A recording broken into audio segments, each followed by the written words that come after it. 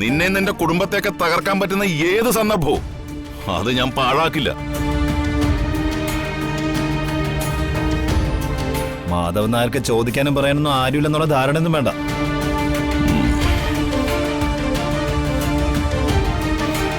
വർമ്മ കുടുംബത്തെക്കാൾ പണവും സ്വാധീനവും അന്തസ്സും ആഭിജാത്യവും ഒക്കെ ഉള്ളവനെ വിക്രം. തകർക്കാൻ വന്നാലേ ഈ ആമ്പാറ്റയുടെ ഗതി ഉണ്ടാവും. കൊരിഞ്ഞ് കറുത്തു പോവും. വിക്രം നാഥനും നമ്പിയൊന്നും ഇല്ലാതെ അനാഥാലയത്തിൽ തൊട്ടും നക്കിയും കഴിഞ്ഞവനല്ലടാ നീ.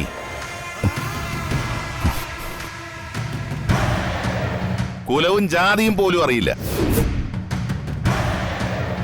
ഇനി ഈ മാധവൻ നായരുടെ ഗതികേട് കൊണ്ട് വൃത്തിയുള്ളൊരു പെണ്ണിനെ പിടിച്ചങ്ങ് കൊടുത്തു.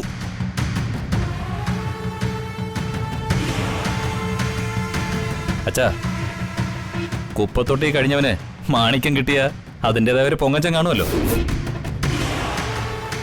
വിക്രം വേണ്ട.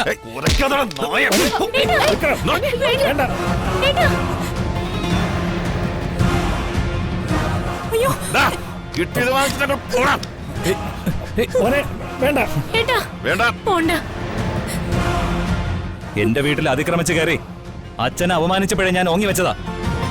ഇനിയും കലിപ്പ് തീർന്നില്ലെങ്കിൽ വാടാ, അറിയിച്ചു തരാം. മതി മോനെ. എന്റെ ദേഹത്ത് തൊട്ടപ്പോ തന്നെ നിന്റെ അന്ത്യത്തിനുള്ള കുറി നീ തന്നെ കുറിച്ച് കഴിഞ്ഞു. നിന്റെ ശ്വാസം എടുക്കാൻ ഞാൻ എപ്പോഴും നിന്റെ പുറകെ തന്നെ ഉണ്ടാവൂടാ.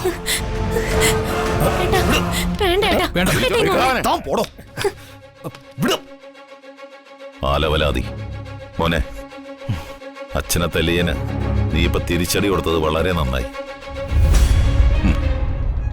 എന്റെ രക്തത്തിൽ പിറന്ന മകനാണെന്ന് നീ ഇപ്പൊ തെളിയിച്ചു.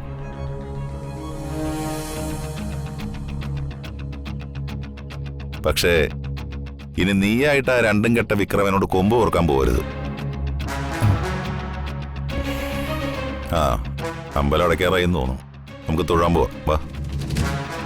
എന്താണ് നായരെ ഇങ്ങനെ നിൽക്കുന്നേ? ഇപ്പൊ ഈ സോഷ്യൽ മീഡിയയിലൊക്കെ ഇതുപോലുള്ള കോമാളി കല്യാണങ്ങളൊക്കെ നടക്കുമ്പോഴേ ഒരുപാട് പേര് വീഡിയോ എടുക്കാറുണ്ട് വൈറലാക്കാൻ. ആരെങ്കിലൊക്കെ വിളിക്കാറുന്നില്ലേ? മാറിക്കഴി അവലക്ഷണങ്ങൾ. വാടാ വാടാ വാ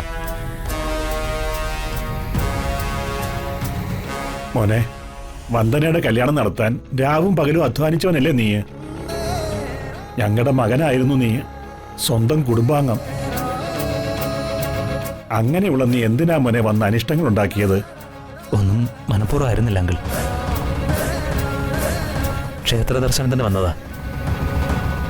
നിങ്ങളാരെയും ഞാനിവിടെ പ്രതീക്ഷിച്ചതുമില്ല. എന്തോ എന്നെ നിയന്ത്രിക്കാൻ എനിക്ക് കഴിഞ്ഞില്ല. അങ്കിളും ആൻറ്റിയും എനിക്ക് മാപ്പ് തരണം. വന്ദന ചേച്ചി, വർഷയ്ക്ക് വേദന ഉണ്ടാക്കുന്നതൊന്നും ഞാൻ അറിഞ്ഞുകൊണ്ട് ചെയ്യില്ലെന്നറിയാലോ. അറിയാതെ പറ്റിപ്പോയതാ. മാപ്പ് തരണം. വർഷയോടും ഞാൻ മാപ്പ് ചോദിച്ചു എന്ന് പറയണം.